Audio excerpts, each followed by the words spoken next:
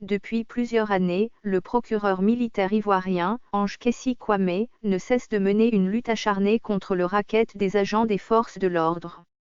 Sensibilisation, mise en garde, sanctions disciplinaires, emprisonnement, tout y passe. Mais le phénomène ne recule pas il a été érigé en institution dans les relations entre certains éléments des forces de l'ordre et des transporteurs. Ce week-end, le procureur militaire Ange Kessi a été témoin d'une scène qui s'apparente à une tentative de racket. Il raconte: cette fin de semaine revenant de Grand Bassam, vers 14 h, j'ai aperçu au grand carrefour Zoé Bruno, un agent de police discuter avec un chauffeur de taxi communal à bord duquel se trouvaient 4 passagers.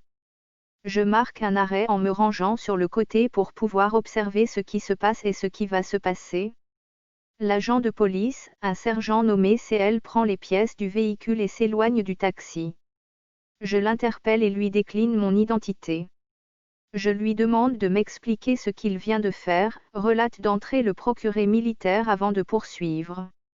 Il me répond en disant que le taxi est de couleur verte, donc un taxi de Koumassi qui n'a pas le droit de circuler dans la zone de Port-Bouët. En plus, le chauffeur aurait mal pris le virage. Il m'indique que les passagers viennent d'un enterrement. Alors je lui dis, c'est bien. Il circule dans une zone non autorisée et il a mal conduit. En tant qu'agent de police, qu'est-ce que vous devez faire? Je m'attendais à ce qu'il se réfère à la procédure qu'on lui a apprise à l'école en pareil cas, c'est-à-dire verbaliser le taximètre ou lui tarifer une contravention de première ou deuxième classe, mais j'ai été surpris, peut-être même séduit, quand il me répond, je vais le sensibiliser. C'est quoi exactement, lui dis-je. Le sergent me répond, je vais le conscientiser. Conscientiser? Ça veut dire quoi? Lui donner des conseils, continue de relater l'autorité militaire. Ok monsieur l'agent, c'est bien pensé? Alors conscientisez-le. Ok, c'est déjà pas mal, un policier qui va sensibiliser un chauffeur de taxi qui a commis une infraction au code de la route.